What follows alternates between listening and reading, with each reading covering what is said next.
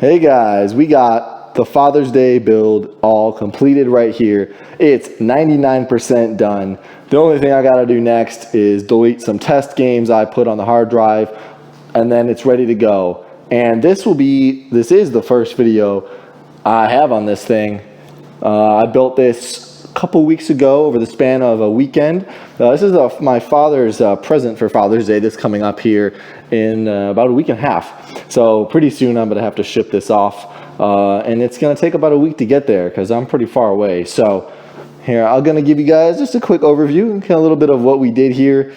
And yeah, well, stay tuned and see how this all turns out. So first off, the case.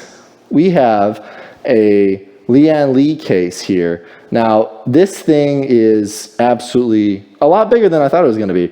It's a LIANLI LANCOOL 2 RGB ATX mid-tower case. Now, the cool part about this case is it's got glass, not only on one side, but on the other side, which you can't really see, but it has a bunch of, this is where the cable management goes. Now, we're going to crack this open in just a second, but this case allows you to get really crazy with the cable management.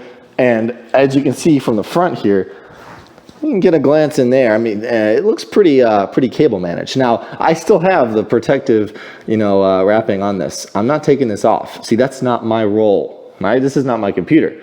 The person who owns this computer will have to take that off, and that would be my dad. So he's gonna have to take that off in about a week and a half when he gets it. Now, I guess we can go into the specs and kind of open this thing up.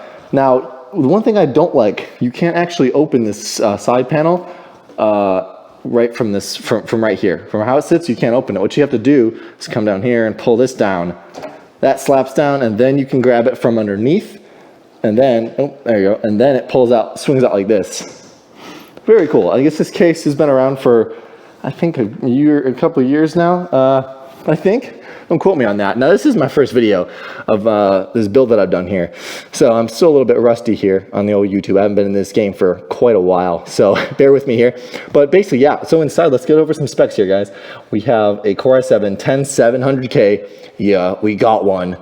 It's fantastic. I got it on Amazon when they just came out. I got one, saw them in stock, so I had to put that money down. They're a bit over $400 for just a CPU. I guess before I get into more specs, the name of this build was Cleanliness and obviously black, but sort on the color later, the main deal with this build was longevity. Like, my dad made the mistake of buying an Alienware for his last computer, and it's like this small little Xbox looking thing. It's an absolute piece of trash, mainly for the reason being you can't upgrade it. Now, as everybody knows with PC gaming, one of the best features of PC gaming is to upgrade, and he can't upgrade his graphics card. The case is too small. Can't upgrade the CPU easily, and it's an old motherboard. I think it has a i7 3770 maybe in there, something very old like that, which is kind of similar to what I'm running in my build over there. But it's just, yeah, he can't upgrade it. So Alienware is out the building. This thing's coming in as a savior for him. So he also has a small business. So he does a lot of, some YouTube stuff, some graphic processing, nothing crazy intense, but he also games. And as you can see, this isn't the most crazy graphics card, right? And you ask, well, you're going for a longevity here, Rich. Why the hell didn't you give him like a freaking 2080 or something? Here's the thing. Them hoes are expensive. So I got him a nice 1660 here, which you can see because I have the box over here. There's the box right there, 1660 EVGA. I love them. They always make great stuff. That's super clocked. There's a box for the CPU and everything as well, and the motherboard. That thing's fantastic. I mean, it'll last a couple years, and he doesn't do state-of-the-art. He doesn't do AAA gaming right now anyway. He does some older games, some strategy games, Company of Heroes, stuff like Battlefield. He does some. He's going to try to get into Battlefield 5, which this will play Battlefield 5 in medium settings, good frames. Yeah, and then so let's see, moving on, after you get the idea to build, we got the power supply. As most people probably know if they've been building computers lately, power supplies are really limited right now because of the whole virus thing. So this is a 750 watt Roswell gold fully modular power supply.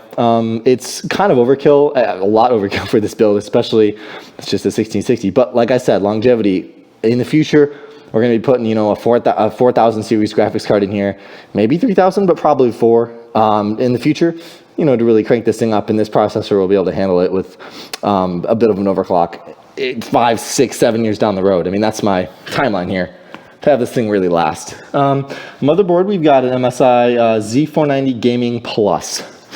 Very standard motherboard. I went for it because it was a good price. I think it was hovered around $200, I think, 180, something like that. Also, I mean, no reviews on it. All this stuff was brand new when I got it, which is very new for me. I always usually buy stuff that's been out for a year or two or used. This is pretty much the first build I've done by myself, and also almost all the parts are brand new. Actually, every single part on this is brand new, except I think one of the SATA cords, but that's okay. It'll survive because they're not being used right now. I have also an NVMe hard drive in here, or NVMe SSD. We've got an Inland 512 Premium M2 NVMe, which is under there. We've got the slot right there, which is like a you know, connection, a coolant option right there for the SSD. Now, whether or not that works is another question. I know my SSD gets pretty warm in my main computer over there, but it doesn't get much over 40 C, so I don't know how much this little thing helps, but hey, you never know. I mean, I put it in there, installed it right, so who knows, right? CPU cooler for the i7 10700K. We've got that's the Coolermaster Hyper 212 Black Edition with also RGB. I originally didn't want to get too much RGB because my dad doesn't give a shit about RGB, but this was the only one they had in stock, and it was $5 more than the regular one. So I said screw it and let her eat there. I have an external DVD drive as well. It's my dad. This is my dad. He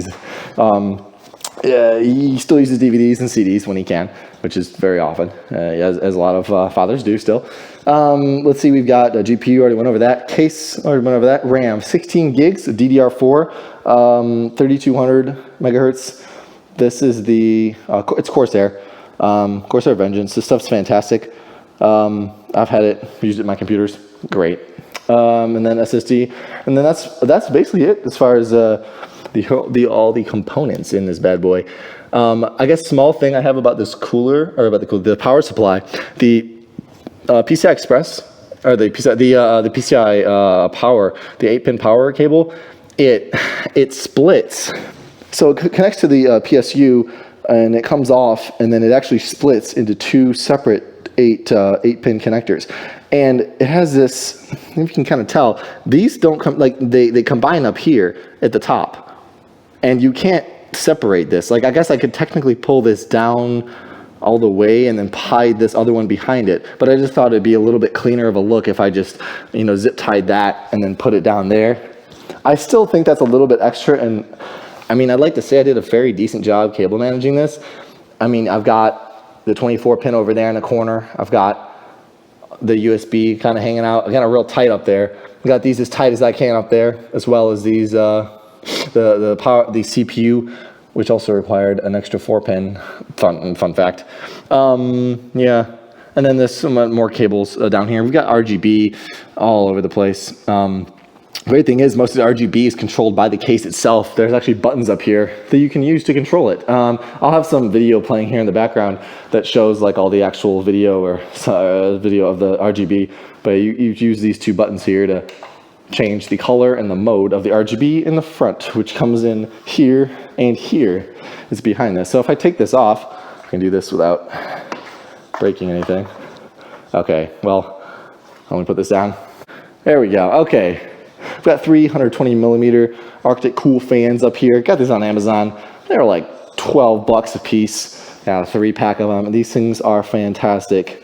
They suck in a lot of air. I try to go for that, get more intake than exhaust fans. So I've got 3 intakes, 120. Just assume these are all going the same speed. And I've got 2 exhausts. So we've got more intake than exhaust. So this thing will stay really cool. And it's got the mesh guards in it as well to keep the dust out. Because I know my dad puts his computer in a dusty area, either by his desk, you know, dust dust accumulates really quickly. I've noticed by his computer for some reason. And yeah, we've got, and then the back panel, I'll throw this on real quick, and you can see the cable management on the back, which is pretty much hidden by these panels. They have these things you can, and the best part about this is they're all thumb screws. Like I can unscrew this right now if I really wanted to, and I will for a small demo. But basically, they have these 3 big panels on, and oh, that's gonna come off. There we go. And so there's 1 panel off. Oh, excuse me, there's 4. This one, I think this is the most useless panel in the world. I don't know what it's supposed to be for. It protects the left half of the CPU backplate. I don't get it. But yeah, we've got the other big one. This has all the cables and stuff coming down from the fans. Miscellaneous. We got them all coming out here.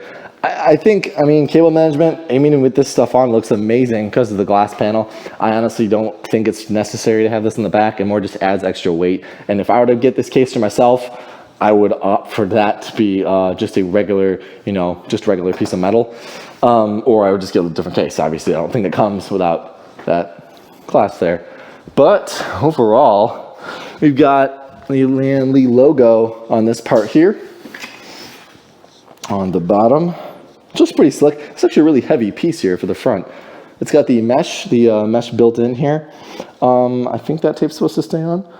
Probably. I'm just gonna leave it on. And yeah, that's good about the internals. And then the externals. This thing actually has USB-C. USB Type-C coming out, which is very impressive for a motherboard around this price range.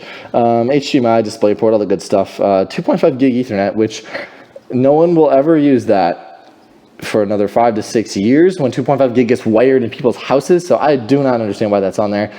But for consumer or for retail use, but hey, you know what? I got it, right? So what the hell? Super speed USB, and then I've got a super extra speed USB. That's nice. I think it's 10 gigs on the one on the right. That's nice. But everything else is pretty much set here.